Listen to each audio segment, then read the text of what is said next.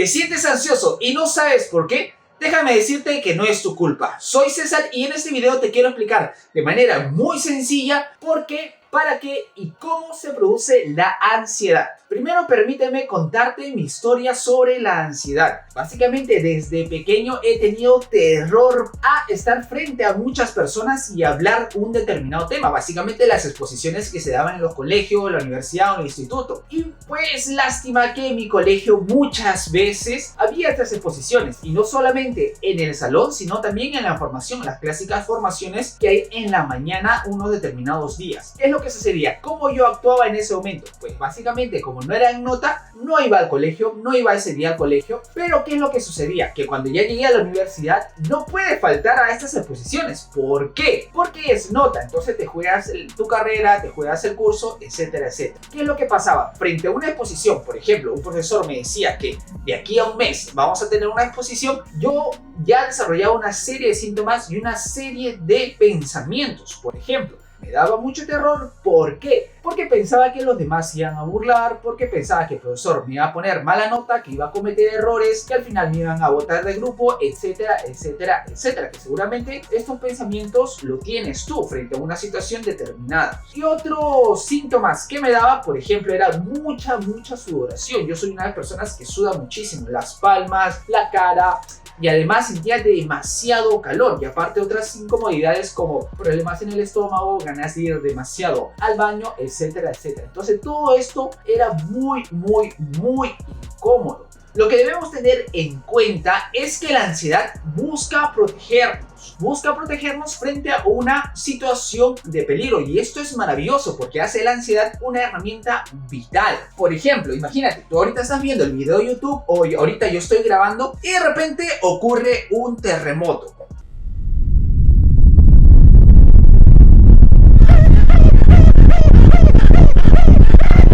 No sé cómo dibujar un terremoto, pero supongamos que es así, se mueve la tierra. ¿Qué es lo que sucede? Si es que tu cuerpo no se prepara para la acción, por ejemplo, ir a una zona segura, pues de alguna manera corres riesgo de que te ocurra algo. Por ejemplo, se reviente una ventana o de repente pues se abra la tierra, no lo sé, aquí estoy exagerando y por eso la ansiedad. Y puede que tus probabilidades de sobrevivir disminuyan. O por ejemplo, un incendio. Me dejo entender, tú comienzas a oler a quemado y si tu cuerpo no se prepara para huir de esa situación, pues tienes menos probabilidades de sobrevivir. O por ejemplo, si una persona con gestos amenazantes, ay no, este no es amenazante, gestos amenazantes se acerca a ti, tu cuerpo tiene que estar preparado para huir. Por ejemplo, aquí en Latinoamérica hay muchos robos. Entonces, si ves a alguien que cruza la avenida justo cuando tú estás en una vereda yendo a determinada dirección y tiene unos gestos medios raros como que sabes que se va a acercar a ti, tu cuerpo tiene que prepararse automáticamente para huir de ese momento porque tú ya sabes qué es lo que viene. Entonces, ahí es cuando te sientes ansioso y es vital porque te ayuda a protegerte de una situación de peligro. Esto es maravilloso, brutal. Entonces, a través de la ansiedad puedes reaccionar de tres determinadas maneras. Siempre dicen dos, pero creo que hay una tercera. En este caso, imaginemos que una persona se acerca con gestos amenazantes. Entonces, la ansiedad te prepara, activa tu cuerpo para que puedas, uno, pelear. Si es una persona que crees que de repente le puedes ganar, puedes pelear. Otra opción, frente a una situación de peligro, puedes huir. Por ejemplo, un incendio, huyes, no vas a pelear contra nada. La única solución que te queda es huir de ese lugar. O por ejemplo, frente a un terremoto, obviamente no vas a pelear con nadie, tampoco vas a huir porque hay altas probabilidades de que te caiga algo y tus probabilidades de vida disminuyan, sino quedarte quieto. ¿Por qué? Porque básicamente vas a la zona segura y te quedas ahí. O por ejemplo, yo estoy grabando en un piso muy alto y lo único que hago es irme a la columna más cercana y quedarme quieto. Y esto tú lo puedes ver en la naturaleza. Animales que pelean, que huyen o de repente se quedan quietos y parecen muertitos y al final hacen que el peligro o el animal que está acechando se retire. Entonces desarrollas estas conductas para salir del peligro. Y claro, esto tiene una razón. ¿Por qué se produce esto? Porque esto lo hemos ido desarrollando a través de la evolución. Por ejemplo, tú sabes que la evolución se da cuando un organismo vivo desarrolla ciertas características que le permiten sobrevivir en su entorno. Entonces, los seres vivos que no desarrollen estas características, su probabilidad de vida disminuye y pueden llegar a morir. Y por ende, no se reproducen. Solamente las personas o los seres vivos que desarrollan estas características pasan a la siguiente generación. Entonces, ¿qué es lo que sucede? Imaginemos aquí hay un humano. Y de repente hay una situación peligrosa. Si es que este humano no reacciona frente a una situación peligrosa que puede ser, vamos a dibujar aquí un león. Oh, madre mía, que el dibujo. Supongamos que este es un león. Viene un león y se lo come. Si es que esta persona no ha desarrollado esta habilidad, pues de alguna manera el león se lo va a comer. A comparación de una persona que desarrolla la habilidad de activarse rápidamente, puede huir y sobrevivir. Entonces, esta persona tiene más probabilidades de sobrevivir y reproducirse y así evolucionar. Y esto ha pasado durante mucho tiempo. Y es por eso que de alguna manera nosotros tenemos esta reacción automática frente a una situación de peligro. Y esto desde ya te digo que es brutal, así que si tienes un cuadernito ahí, apúntalo. Esto hace que, como ya por evolución tenemos esta reacción del cuerpo frente a una situación de peligro, quiere decir que no podemos controlarlo y te voy a explicar dentro de un ratito el por qué. Y esto es fundamental porque una vez que tú seas consciente de esto, pues vas a hacer que tu ansiedad se disminuya, pero ahí te voy a explicar. Pero ¿qué es lo que sucede? Hoy en día no te vas a poder enfrentar a un león. No vas a poder enfrentarte a un terremoto porque ya hay edificios o casas antisísmicas o incluso un incendio, porque ya hay lugares que son construidos con todas las medidas de seguridad para que no haya incendios. O de repente hay zonas más seguras, aunque sí es cierto que hay gente que aún roba, que aún asesina y todo eso, pero de alguna manera se puede controlar, depende de la zona, el horario y todo eso. Ya, genial. De alguna manera estos peligros han disminuido, pero eso no quiere decir que ya haya desaparecido la ansiedad o haya desaparecido esta reacción del cuerpo. Hay situaciones hoy en día que lo detectamos como peligroso. Por ejemplo, yo te comenté al inicio del video que tenía mucho temor frente a las exposiciones porque pensaba que se iban a burlar de mí, me iban a sacar del grupo, iba a bajar las notas y de alguna manera iba a recibir algún rechazo de mis padres o algo así. Entonces yo lo detectaba esto como una situación de peligro a través de interpretar esta situación con mis experiencias pasadas, porque básicamente ya había pasado por situaciones similares, pero eso te contaré en otro video porque aquí no quiero tocar esos traumas del pasado. Entonces hay situaciones que hoy en día detectamos como peligrosas, por ejemplo en mi caso las exposiciones o de repente en otros casos que puede ser una entrevista de trabajo, una primera cita o de repente mostrar algo, no sé, a tus padres o de repente salir de tu trabajo para hacer otras cosas. Hay momentos o situaciones de ansiedad o lo que estamos pasando en Perú, las votaciones, no sabemos si es que va a ganar la izquierda, la derecha, etcétera, y genera ansiedad, genera una situación de peligro que de alguna manera lo interpretamos así, me dejo entender. Entonces ya es una interpretación y de alguna manera son a nivel de pensamientos que en realidad no es un hecho que sea peligroso. Por ejemplo, una exposición no tiene nada de peligroso, es salir y comentar algo que has estudiado, justo lo que estoy haciendo ahora en este canal de YouTube. Entonces pues no hay en sí algo peligroso, pero como lo detectamos como peligro o lo interpretamos como peligro, igual nuestro cuerpo reacciona frente a esta interpretación de peligro, me dejo entender, porque tu cuerpo ya reacciona frente a una situación de peligro. Madre mía, que esto es un enrollo. Pero reacciona tu cuerpo, al final reacciona tu cuerpo, que puede ser un peligro innato tal cual, por ejemplo un incendio, un temblor, o puede ser algo que tú lo detectes, lo interpretes como peligroso. Y esto es brutal porque ya te das cuenta de que hay situaciones que en esencia no son peligrosas, pero tú actúas como si lo fuera.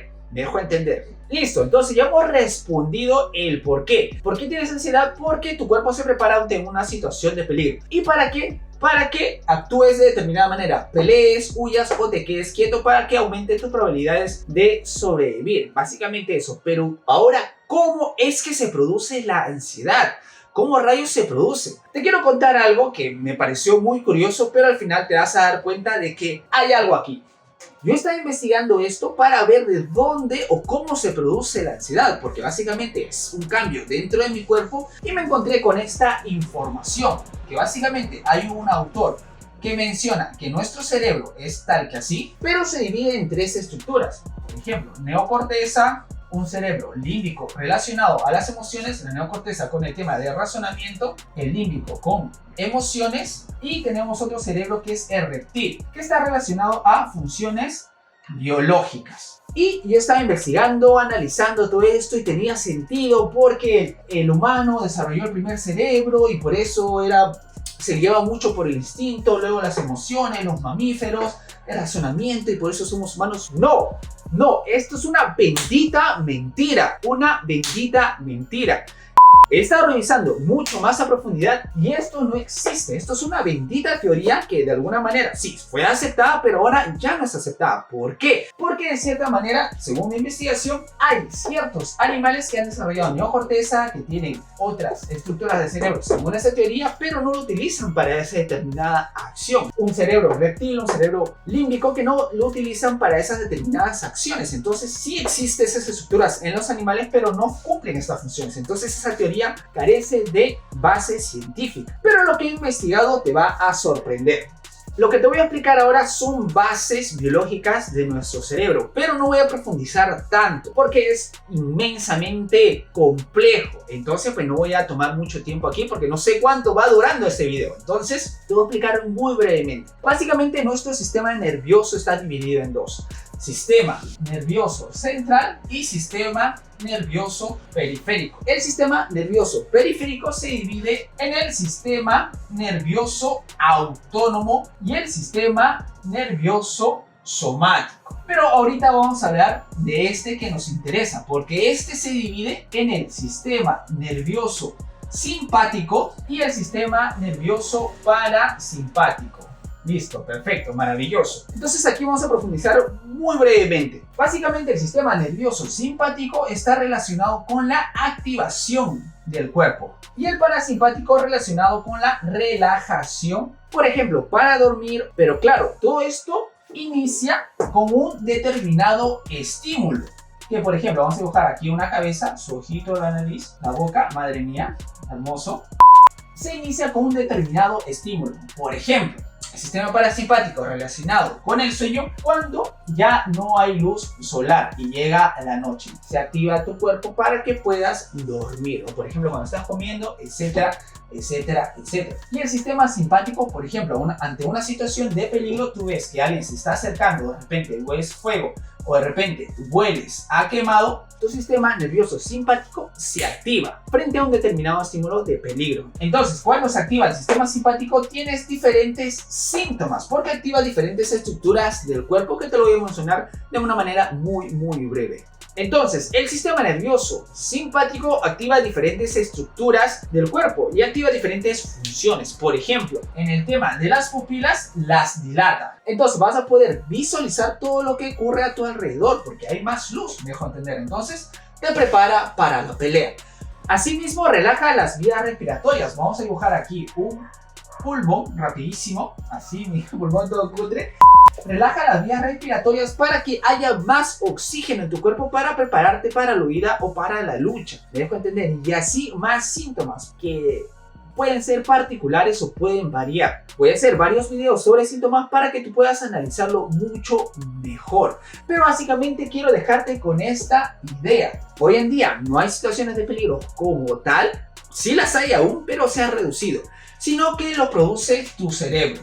Me dejo entender, a través de interpretaciones o de alguna manera experiencias previas, como me pasó a mí y algún día te contaré ese trauma, que lo veía muy terrorífico el exponer. Me dejo entender, entonces analiza eso. Y por otro lado, esta situación de peligro que tú lo puedes interpretar activa un sistema nervioso simpático. Y aquí te quiero dejar algo claro. ¿Por qué? Porque si es el sistema nervioso simpático, tú no lo puedes controlar. No puedes controlar el sistema nervioso. Por más que quieras decir, no puedes controlarlo. Entonces esto es muy interesante porque tampoco puedes controlar la situación de peligro. Un terremoto no puedes controlarlo, un incendio tampoco. O si alguien viene a, no sé, hacerte algo negativo, no puedes controlarlo. Me dejo entender. Entonces no puedes controlar la situación ni puedes controlar tu sistema nervioso. Pero sí hay algo que puedes controlar y es tus pensamientos. Y esto es muy interesante. ¿Por qué?